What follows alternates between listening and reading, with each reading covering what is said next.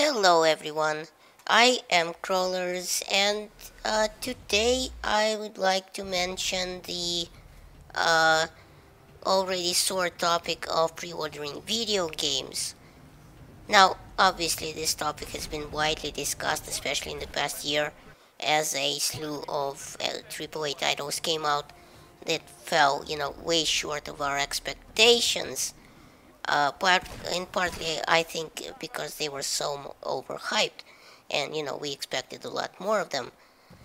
Destiny, for example, which promised to revolutionize the massively multiplayer genre. GTA 5, which was unplayable in the first couple of weeks on consoles, and it's being pushed back forever on PC. Watch Dogs, which was glitchy as hell, and just uh, became very stale after first couple of weeks. Assassin's Creed, a little game called Battlefield 4, not to mention the Battlefield 3, the Duke Nukem Forever fiasco, and don't even get me started on the COD franchise, which basically puts the same game into a new box every year and entices people to pre-order it with useless crap like 24 hours advanced gameplay and so on. So I wanted to say something about why we shouldn't pre-order video games in the first place, because as you will see, it just doesn't make sense. By the way, in the background is a single gameplay recording from a flawless Titanfall attrition round. It used to be that it was a thing a few years ago when most games were still purchased on actual DVDs and CDs in the store, and there was an actual possibility of not getting the latest COD because it would be sold out in the first 24 hours in the store, and you'd need to pre-order to guarantee yourself a copy. But in today's world of digital distribution platforms like Steam and Origin and Uplay, it makes it redundant, and as games are always available for download 24/7. Really, it's basically paying for nothing. You're essentially promising a retailer or a big ass publisher like EA or Activision that you're going to pay them the $60 for a new game, and you haven't even seen it or played it yet, and for all you know, it might turn out like shit on release. Battlefield 4, I'm looking at you. And good luck getting your refund from these publishers, because there's not a snowball's chance in hell that Origin or Steam will let you have a refund.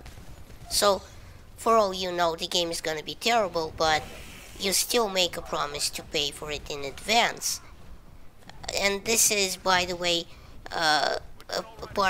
in part why a little game called E.T. the Extraterrestrial is spending its lifetime in a landfill in New Mexico, because the developer was essentially paid before even making the game, and a pretty big sum too. No matter how the game turned out or how many copies of it was sold, the developer got paid for the number of copies manufactured, not the number of copies sold. So essentially he made the best deal ever. He already got paid. It doesn't matter how the game turned out. Basically similar to what's happening now in the gaming community. We're all paying for these publishers $60 a pop for a game that hasn't been released yet. And for all we know, it might turn out like crap, And of course, this goes right to the related fact that the demos and the betas are becoming less and less popular, because the publisher doesn't want the public to see a glimpse of the game, before the release, other than some trailers and teasers set to thumping dubstep, because then you might take a look at the broken game or something like that and decide, I'm not gonna want this piece of cow turd anymore, Or a friend might tell you, hey, this is actually crap, you shouldn't spend your money on it. And the case with Titanfall, Another good example of a AAA title that fizzled out very, very quickly was that I think it was insanely hyped, just like most AAA titles before release now.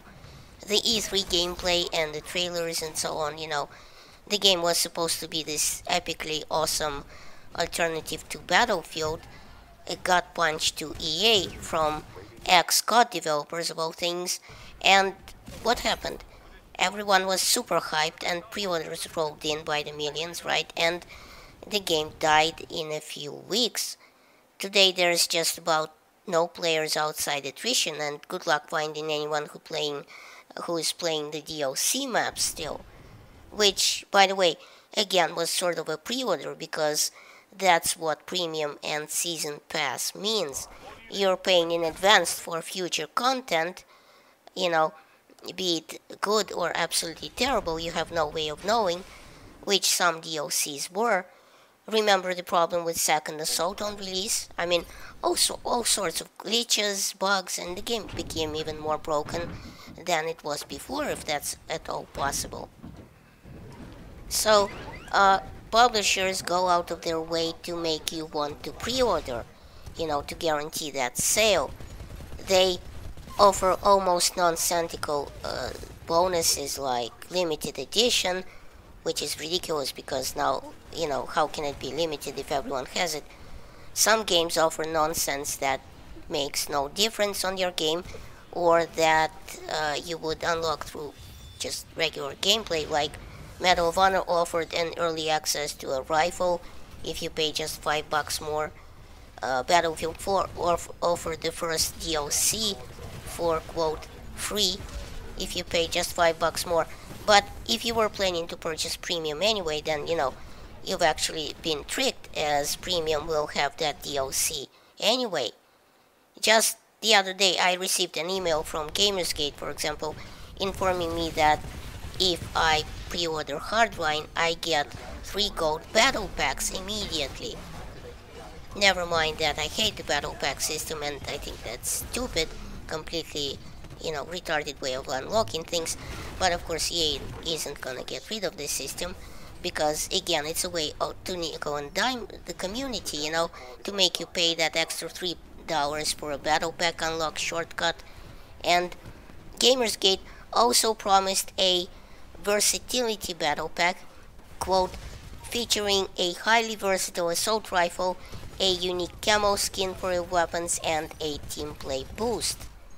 So, as I said, you're really getting absolutely nothing of value if you are pre-ordering some games. In fact, most games. It's just useless bling to make you pay more before the game actually comes out. Or, The Crew, for example, offered 5 bonus cars for pre-order. I'm not exactly sure about all, but I think some cars at least could be unlocked later on, in like the Mini Cooper came in the DLC, I think, which makes no sense if you already have it, if you bought the limited pre-order edition before it actually hit the stores. Still worse, different retailers like GameStop and Best Buy and Amazon offer different things bundled with their pre-orders, like go to GameStop and get an action figure for your game, or go to Amazon and I think I remember them offering a real-life dog tag with a Battlefield 4 purchase. So now even retailers are forcing you to buy from them and not the other guys, It's getting a bit ridiculous. And should I mention COD here again, just for shits and giggles? Get 24-hour advanced access with double XP boost, so you can be this super duper 420 YOLO swag blazed elite hexer 360 no scope MLG when the game actually comes out for the rest of the public. So, the lesson, what I'm trying to say here is, please stop pre-ordering these games and think a second before you actually buy a game purely on the promise that it will be a game that gives the publishers free rein on pushing a raw, unfinished product out the door. way before it should be released with endless patches, fixing a broken game over its lifetime. Again, Battlefield 4 is the perfect example of this. The game just had to be out before COD was released, and what we got was arguably shit, especially to those that pre-ordered like myself, and numerous patches that still haven't fixed the game entirely. And this pre-ordering business doesn't only apply to Hardline, because it's not limited to EA games, regrettably. So, think before you buy next time. Check out the gameplay, ask a friend, but, don't pre-order the game before it actually comes out, and you know how it plays. So thanks for watching. Please rate and share this video, it helps my channel grow. Check out my other videos at the end of this one, and remember, in Soviet Russia, YouTube subscribes you.